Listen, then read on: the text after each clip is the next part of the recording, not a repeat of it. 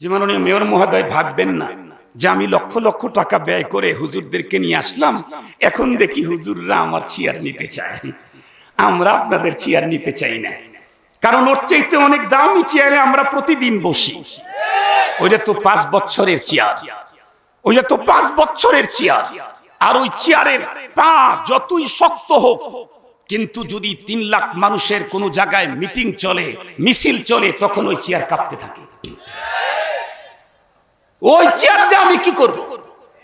আমি তো ওই চেয়ার চাই যেই চেয়ারে একবার বসবো তো চেয়ার তো যাবে না, আমার জীবনও কখনো যাবে না। চিরস্থায়ী জীবন পাবো জান্নাতি চেয়ারে, সেটা আমরা চাই। আপনাদের চেয়ারে আপনারাই থাকেন, ফর্মুলাটা আমাদের কাছ থেকে নেন। কারণ পৃথিবীর শুরু থেকে আজ পর্যন্ত মুহাম্মদুর রাসূলুল্লাহর চাইতে রাষ্ট্র, দেশ, সমাজ পরিচালনার উন্নত ফর্মুলা কেউ আবিষ্কার করতে পারে নাই, কিয়ামত পর্যন্ত সম্ভাবনাও নাই।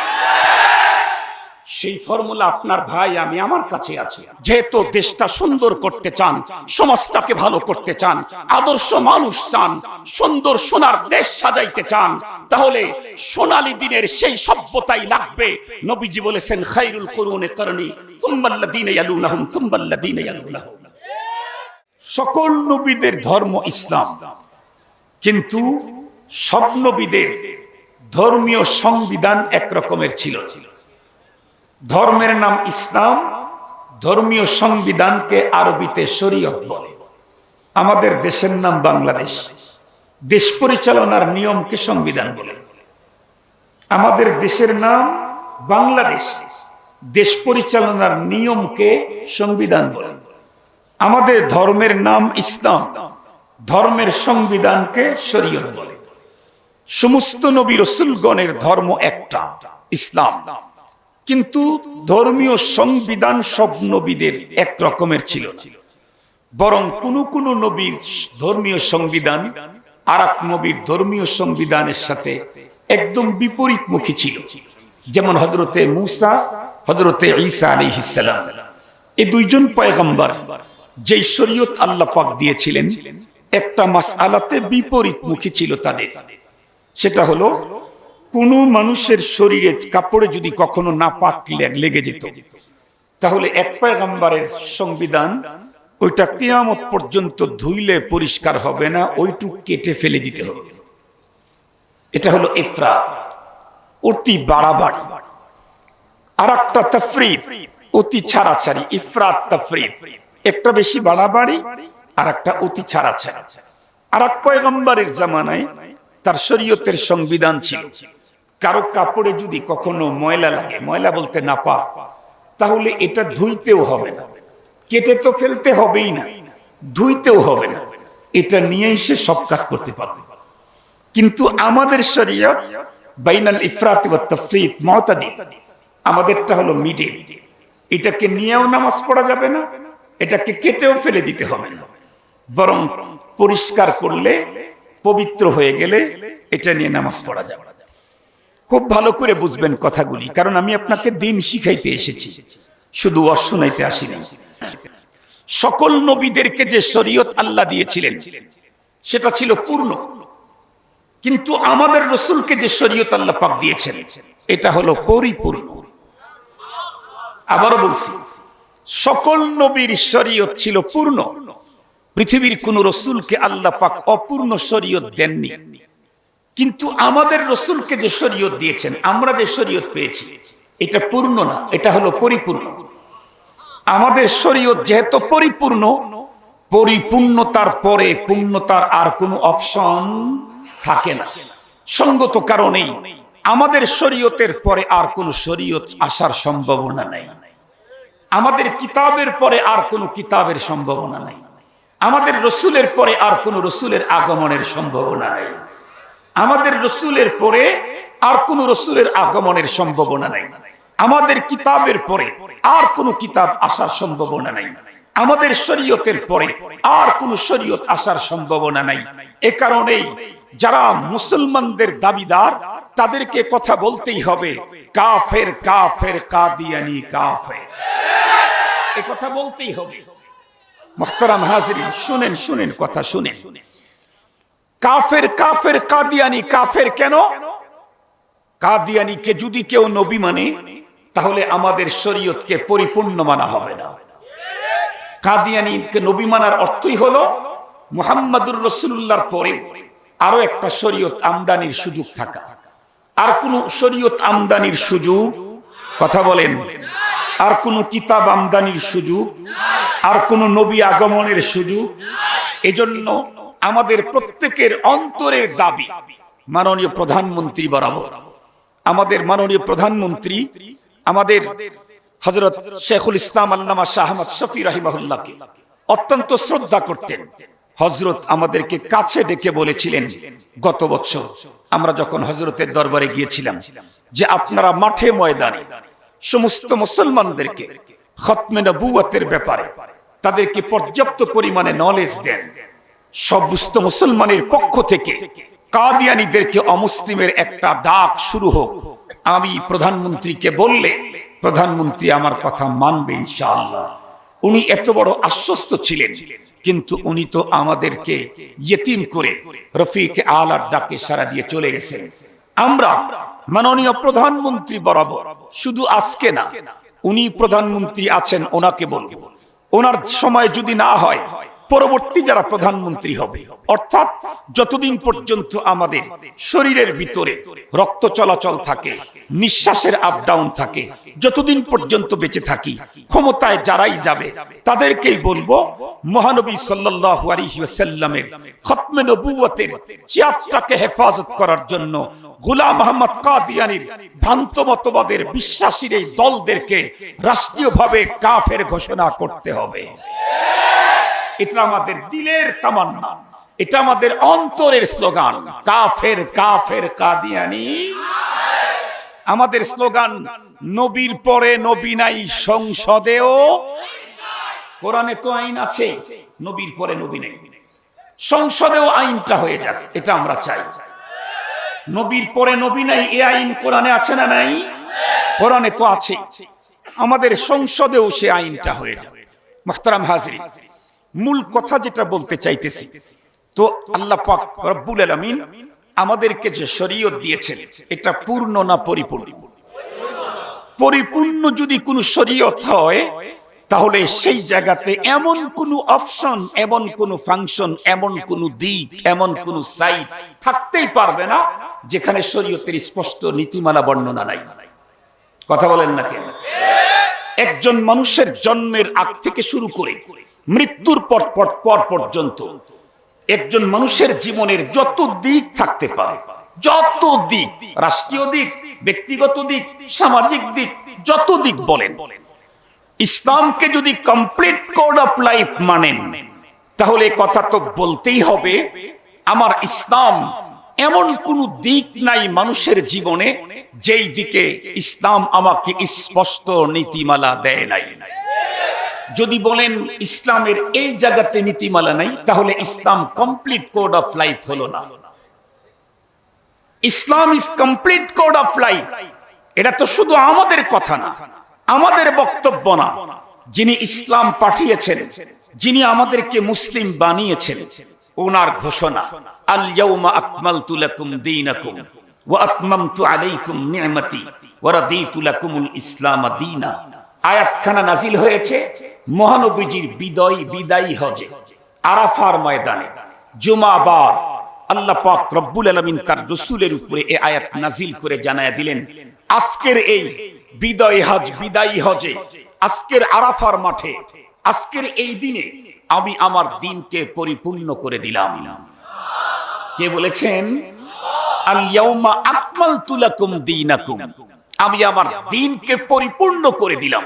মুহতারাম হাজিরিন, আল্লাহ বললেন পরিপূর্ণ করে দিলাম। ওয়া আতমামতু আলাইকুম নি'মাতি, পরিপূর্ণ করে দিলাম আমার নেয়ামতকে। ওয়া রাদিতু লাকুমুল ইসলাম দীনা, আর তোমাদের জন্য মনোনীত করলাম দ্বীন হিসাবে ইসলাম। এখন আসেন, তাহলে ইসলাম তো এমন কোন সাবজেক্ট নাই যেখানে ইসলামের স্পষ্ট নীতিমালা নাই। আমি মুসলিম হিসাবে আমার জীবনে প্রতিটি ক্ষেত্রে ইসলামের নীতিমালা অবশ্য পালনীয়। আমি যেই পরিমাণে ইসলামের নীতিমালা পালন করতে পারবো, ইসলামে আমার মর্যাদা ওই পরিমাণে বাড়তে থাকবে। আমি যদি 50 মানি আর 50 না মানি, তাহলে তো আমি আমাকে পূর্ণ মুসলিম বলে দাবি করার কোনো সুযোগ অধিকার নাই।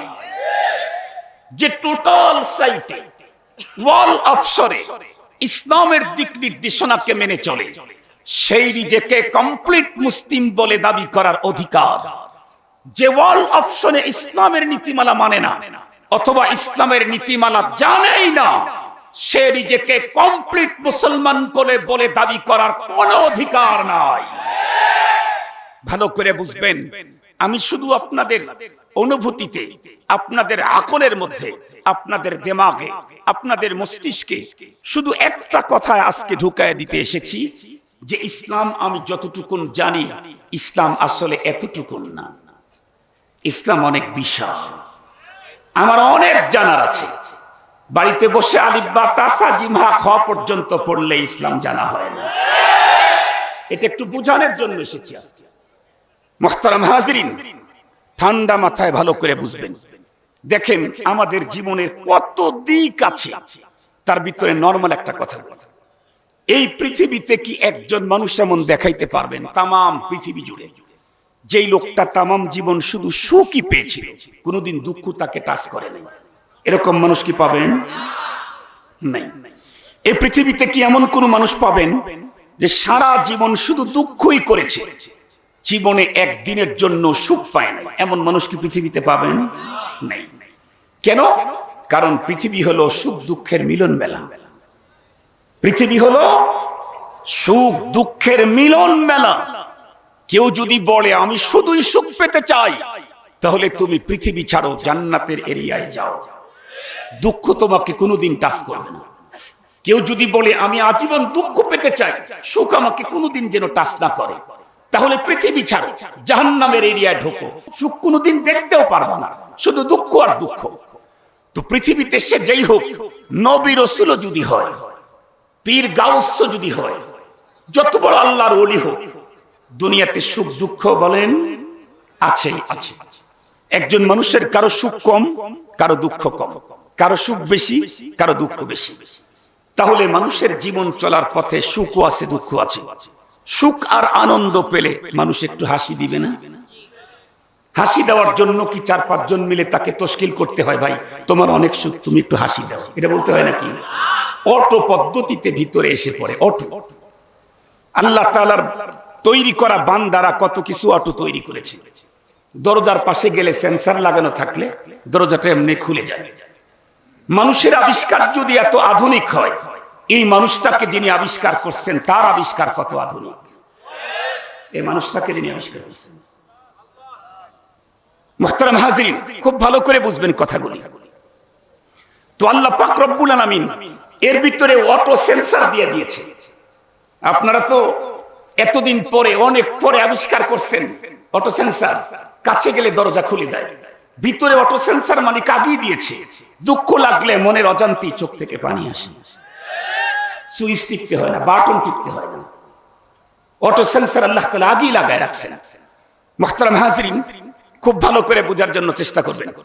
তাহলে একজন মানুষের জীবনে সুখও আছে, কথা বলেন, দুঃখও আছে। সে যেই হোক, যে এরিয়ারই হোক, মানুষ সুখ পেলে মনের অজান্তেই হাসি পায়, মানুষের দুঃখ লাগলে মনের অজান্তেই চোখ থেকে পানি বেরিয়ে পড়ে, মানুষ কান্না করে।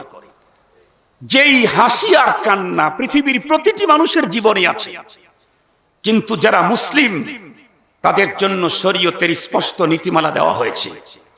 তুমি মুসলিম, তুমি আনন্দ পেলেই বাপ ভাঙ্গা হাসি দিতে পারবা না। তুমি মুসলিম, তোমার উপরে আসমান ছোঁয়া কোনো মুসিবত চাপলেও যেমন খুশি তেমন কান্নাও করতে পারবা না।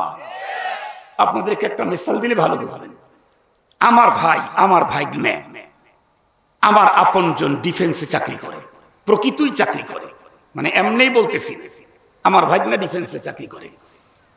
তো আমার ভাই, আমার ভাগ্নে, আমার মামা ডিফেন্সে চাকরি করে। উনি কিন্তু আমারই ভাই, আমার ফ্যামিলি, এদেশের নাগরিক। কিন্তু উনি ডিফেন্সে চাকরি করার কারণে ওনার চুলটা ওনার মন মতো ডিজাইনে কাটতে পারে না। কথা বলেন না কেন? কোন ডিজাইনে কাটতে হয়? ডিফেন্সের ডিজাইন।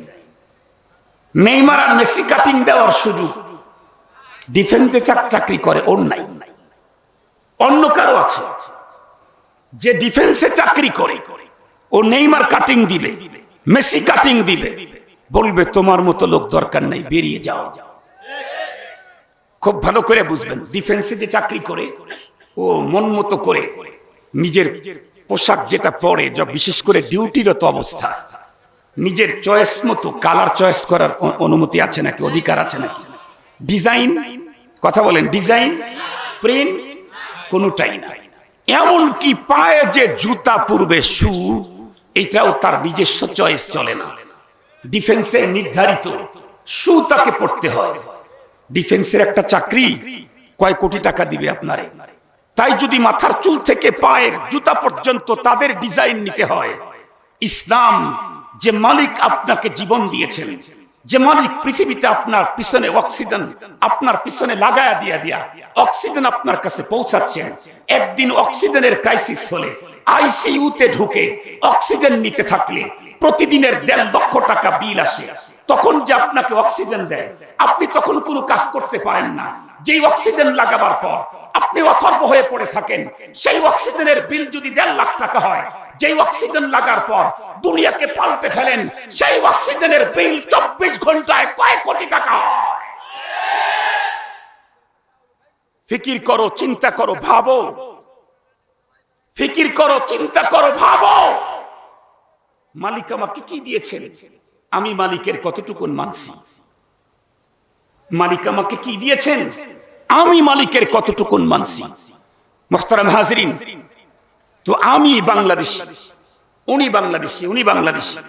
ডিফেন্সে চাকরি না করার কারণে আমার চুলের ব্যাপারে স্বাধীনতা আছে, ডিফেন্সে ঢুকলেই আমার স্বাধীনতা নাই। পৃথিবীর মানুষ ইসলামে যখন ঢুকছে তখন তার পূর্ণ স্বাধীনতা নাই। এখন তার চুলের কাটিং হতে হবে মুহাম্মাদি কাটিং। জোরে বলেন না কেন? তার পোশাকটা হতে হবে মুহাম্মাদি ডিজাইনের। মুহতারাম হাজিরিন, ইসলাম তাকে স্পষ্ট নীতিমালা দিয়েছে সব ব্যাপারে। মাথার চুল কেমনে কাটবে, ইসলাম তাকে নীতিমালা দিয়েছে। হাতের আঙ্গুল কেমনে কাটবে, নখ কেমনে কাটবে, এটা ইসলাম নীতিমালা দিয়েছে। যে ইসলাম হাতের আঙ্গুল কাটার নীতিমালা দেয়, যে ইসলাম চুল কাটার নীতিমালা দেয়, যে ইসলাম জুতা পরার নীতিমালা দেয়, যে ইসলাম হাসি আর কান্নার নীতিমালা দেয়, সেই ইসলাম দেশ পরিচালনার নীতিমালা দিতে ব্যর্থ। সেই ইসলাম দেশ পরিচালনার নীতিমালা দিতে ব্যর্থ নয়, আমরা ব্যর্থ। আমরা ইসলামের নীতিমালা নিতে পারি না। আমি তো স্পষ্ট ভাষায় বলেছি, ঢাকাতে গত বছর অথবা 1.5 বছর হবে, আতিকুল ইসলাম সাহেব, মেয়র আতিকুল ইসলাম সাহেব, উনি আমার পীরসাহ হুজুরের ক্লাস ফ্রেন্ড। এই যে কাপাসিয়ার দেওয়ানা মাদ্রাসার পীরসাহ অধ্যক্ষ মিজানুর রহমান চৌধুরী সাহেব, ওনার একদম ক্লাস ফ্রেন্ড। দুইজনকে নাম ধরে ডাকাডাকি করেন, আতিকুল ইসলাম সাহেব, অধ্যক্ষ মিজানুর রহমান চৌধুরী সাহেব। তো আমি চট্টগ্রামের প্রোগ্রাম করে যে কোনো এক জরুরি কাজে রাত্রে ফিরতেছিলাম। তো ঢাকা শহরে যখন ঢুকতেছি, ঢাকায় তোমার গাড়ি বাড়ি নেই, তো কোনো কারো জায়গায় থাকতে হবে। তো কোথায় থাকবে? তো বেশি সময় থাকি আইয়ুবির ওখানে। আইয়ুবিকে ফোন দিয়ে বললাম আমি তো আসতেছি। তো বলে আপনি কোথায় প্রোগ্রাম? হলো অমুক জায়গায়। আপনি কোথাও যেতে পারবেন না, ডাইরেক্ট উত্তরাতে চলে আসেন। হাসান হাবিব সাহেব বর্তমান যিনি এমপি হলেন, হাসান হাবিব সাহেব, ওনাদের বাসায় গেলাম। ওই হাসান হাবিব সাহেবই ওইখানে একটা কনফারেন্সের ব্যবস্থা করলেন উলামায়ে কেরামদেরকে নিয়ে। সেখানে আমি এমনি বসে কিছু কথা বলতে পারি, অত সুন্দর না, আর দাঁড়াইলে যা আছে সব হারায় যায়। এটা হলো আমার অবস্থা। তো ওখানে তো রাজনৈতিক নেতৃবৃন্দ এসেছে, বক্তব্য হবে ওই মার্কা, আমি তো ওই জাতীয় বক্তব্য দিতে পারি না। এজন্য আমি একজনকে কানে কানে বললাম যে আমার নামটা যেন স্টেজে কখনো উল্লেখ না করা হয়। আমাকে বক্তৃতা দিলে কিন্তু আমার অবস্থা কাহিল হয়ে যাবে, আমি দাঁড়ায় কথা বলতে পারি না। বলতে বলতেই স্টেজ থেকে আমার নামের ঘোষণা চলে আসছে। রাবেতাতুল ওয়াইজিনের সভাপতি এবং বনশ্রী সেন্ট্রাল মসজিদের খতিব খান সাহেবকে স্টেজে আসার জন্য বলা হচ্ছে। তা আমি যাইতেই তো যা চালান পাতি যা ছিল অর্ধেক যাইতেই শেষ স্টেজ পর্যন্ত। এরপরে যায় যখন বসলাম, গিয়ে বসার পরে আমি বারবার বলতেছিলাম মাওলানা কিফায়েতুল্লাহ আজহারী সাহেবকে, উনি ভাষ্যকর ছিলেন, ঘোষক ছিলেন, বললাম যে আমার নামটা যেন বলেন, আমি বক্তৃতা দিতে পারি না। এরপরে আল্লাহর কি কাম, হযরত বলছেন খান সাহেব 2 মিনিটের জন্য হলো বক্তব্য দিতে হবে। তো আমার আগে অনেকেই বয়ান করছেন, অনেক বড় বড় মানুষ। তা আমি যেহেতু অল্প সময় আর কত ভালো কথা আমি জানি না, আমি গ্রামের মানুষ, তো উঠে তখন বললাম যে আজকের এই আয়োজনের ব্যাপারে আমাদের আজকের যিনি আহ্বায়ক, আমাদের আজকের প্রধান অতিথি, যার আহ্বানে আমরা এখানে এসেছি, মাননীয় মেয়র মহোদয়, উনি বলেছেন যে আমি ঢাকাকে একটা মডেল হিসাবে আমি গড়ে তুলতে চাই, যেখানে মাদক থাকবে না, যেখানে সন্ত্রাস থাকবে না, যেখানে থাকবে না কালোবাজারি, যেখানে থাকবে না জঙ্গিবাদ, আরো সব ধরনের অপরাধ। তো আমি বললাম আমি অত্যন্ত দিলের দিক থেকে, অন্তর থেকে আল্লাহকে হাজির নাজির বলে জেনে আমি ওনার এই প্রোগ্রামকে সাধুবাদ জানাইতেছি। তবে একটা কথা আপনাদের খেদমতে বলতে চাই, মাননীয় মেয়র মহোদয়, আপনি শুধু না, এই পৃথিবীতে বিশ্বময় অনেক সংস্কারক এসেছিল, যারা সমাজকে, দেশকে সংস্কার করার জন্য অনেক প্রচেষ্টা করেছে। কিন্তু পৃথিবীর ইতিহাস মন্থন করলে দেখা যায় বিশ্বের মধ্যে সবচাইতে বড় সংস্কারক ছিলেন মুহাম্মাদুর রাসূলুল্লাহ সাল্লাল্লাহু আলাইহি ওয়াসাল্লাম। মাত্র 23 বছরে, 1 বছর 2 বছর, 1 শতাব্দীর বিধ্বস্ত মানবতা না, 1 শতাব্দীর না, 200, 300, 400, 500 আরো অধিক কালের বিধ্বস্ত মানবতাকে উদ্ধার করেছিলেন শুধুমাত্র কেবলমাত্র 23 বছরের জীবনের তার সংস্কারের সুন্দর পদ্ধতিতে। কিন্তু দুঃখের সাথে বলতে হয়, এই সুন্দর পদ্ধতি যার কাছে আছে তাদের কাছে চেয়ার নাই, আর যাদের কাছে চেয়ার আছে তাদের কাছে এই উন্নত সংস্কার পদ্ধতি জানা নাই। এজন্য উনি ওখানে থাকবে আর উনি ওখানে থাকবে, ওই জায়গায় থাকবে চিনি আর ওই জায়গায় থাকবে পানি, কিয়ামত পর্যন্ত শরবত নসিব হবে না। পানি চিনি এক জায়গায় মিশতে হবে, তাইলে শরবত। পানি থাকবে ওই কর্নারে, চিনি থাকবে ওই কর্নারে, কিয়ামত পর্যন্ত শরবত নসিব হবে না। আমি এ কথা বলার পরে আবার ওনার মনে কোনো প্রশ্ন থাকতে পারে, তার উত্তরও আমি দিয়েছি যে মাননীয় মেয়র মহোদয়, ভাববেন না যে আমি লক্ষ লক্ষ টাকা ব্যয় করে হুজুরদেরকে নিয়ে আসলাম, এখন দেখি হুজুররা আমার চেয়ার নিতে চায়। আমরা আপনাদের চেয়ার নিতে চাই না, কারণ ওর চাইতে অনেক দামি চেয়ারে আমরা প্রতিদিন বসি। ওইটা তো 5 বছরের চেয়ার, ওইটা তো 5 বছরের চেয়ার, আর ওই চেয়ারের পা যতই শক্ত হোক, কিন্তু যদি 3 লাখ মানুষের কোন জায়গায় মিটিং চলে, মিছিল চলে, তখন ওই চেয়ার কাঁপতে থাকে। ওই চেয়ার দিয়ে আমি কি করব? আমি তো ওই চেয়ার চাই, যেই চেয়ারে একবার বসবো তো চেয়ার তো যাবে না, আমার জীবনে কখনো যাবে না, চিরস্থায়ী জীবন পাবো জান্নাতি চেয়ারে। সেটা আমরা চাই, ওই চেয়ার আমরা চাই না। আপনাদের চেয়ারে আপনারা থাকেন, ফর্মুলাটা একটু আমাদের কাছ থেকে নেন, হয়ে গেল। আপনাদের চেয়ারে আপনারাই থাকেন, ফর্মুলাটা আমাদের কাছ থেকে নেন।